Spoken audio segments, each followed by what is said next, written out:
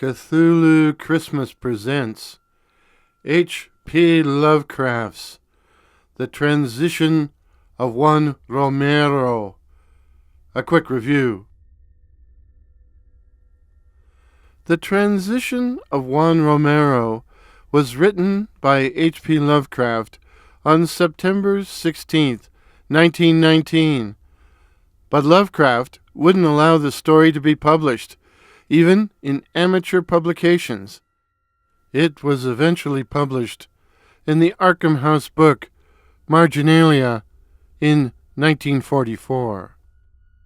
The story involves two unusual men working at a mine in the Cactus Mountains of the American Southwest.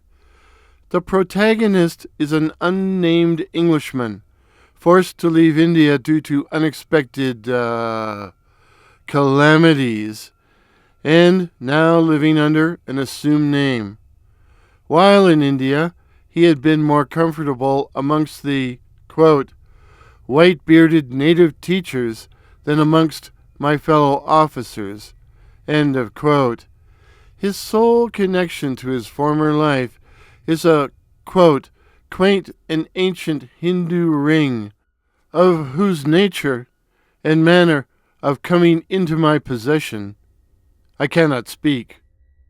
The second man is Juan Romero, a Mexican laborer, whose features remind the hero of, quote, an ancient and noble Aztec, end of quote, especially when he would, quote, rise in the early morning and gaze in fascination at the sun as it crept above the eastern hills, meanwhile stretching out his arms to the orb as if in the performance of some rite whose nature he did not himself comprehend.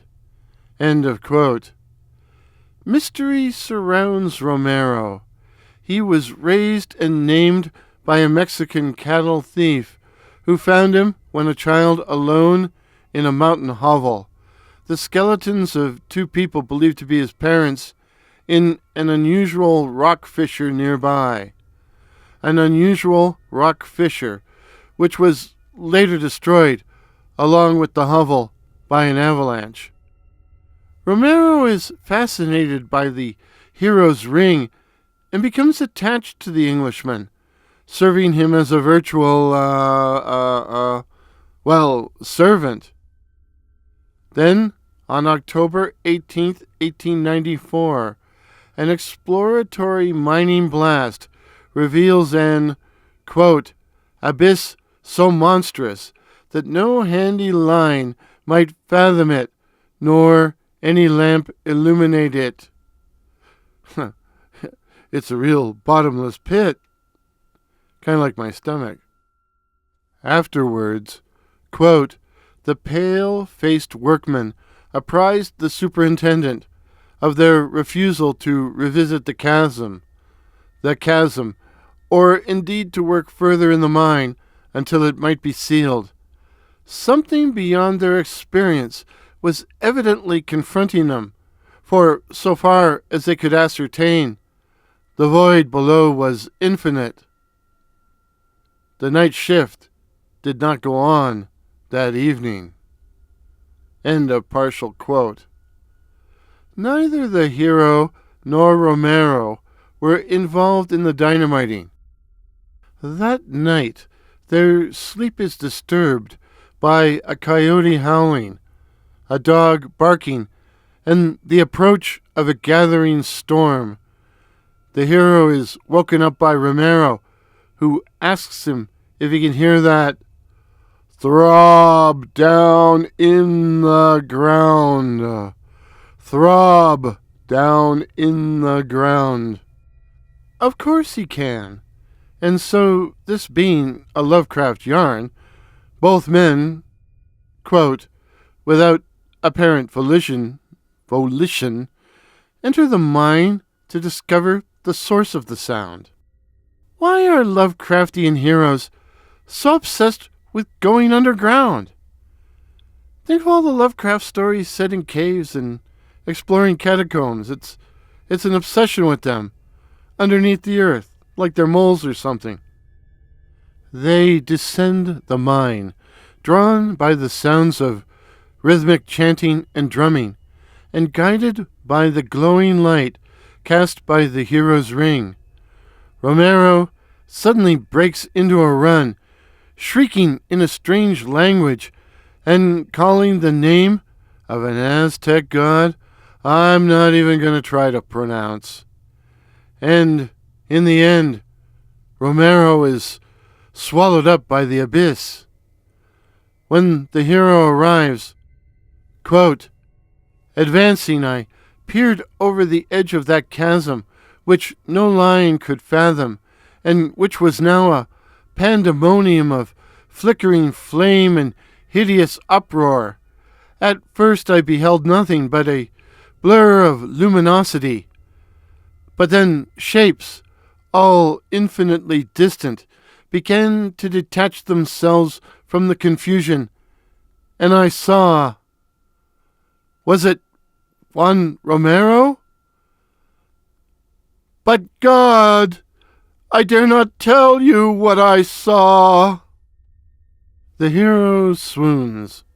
Of course he does. He's a Lovecraftian hero. They're fainting all the time. Waking up in the bunkhouse. Romero's corpse is being examined on a nearby table, but there is no obvious cause of death. Neither Romero nor the hero were seen leaving the bunkhouse, while a massive cave-in had covered up the abyss. And to add insult to injury, the hero's ring had vanished and is never found. He doubts the ring, quote, was stolen by mortal hands, for many strange things were taught me in India, end of quote. Sometimes the hero thinks his experience was but a dream, quote, but sometimes in the autumn, about 2 a.m, when winds and animals howl dismally, there comes from below a damnable suggestion of rhythmic throbbing, and I feel that the transition of Juan Romero was a terrible one indeed. End of partial quote. What was the nature of Romero's transition? Was Romero a sacrifice to the Aztec god whose name he shrieked? Personally, I don't understand why Lovecraft turned his back on this story. To me, it's on par with a lot of his early yarns.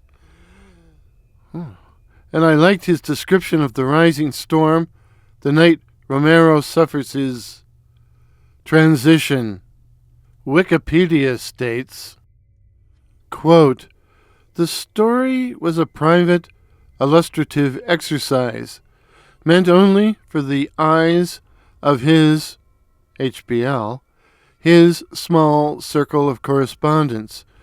Written in less than a day, it was meant to quickly demonstrate what might be done with a desert setting that had been used in what Lovecraft called a dull yarn of a story, now lost, by Phil Mack, who was apparently Professor Philip Bayode MacDonald. Bayode? Philip Bayode MacDonald, whoever he was. Along with Wikipedia, my other source was an H.P. Lovecraft encyclopedia. My rating? 3.5 Hindu rings out of 5. But what do you think, dear listeners? Please share your thoughts in the comments below. Alas, alas, alas, this will be our last Cthulhu Christmas review for now, unless you wish me to continue this series in 2026. But allow me to wish you all, on behalf of Dr. Curious and myself, a Merry Cthulhu Christmas and a happy and prosperous New Year. And of course, Cthulhu Fatagan! Cthulhu Fatagan!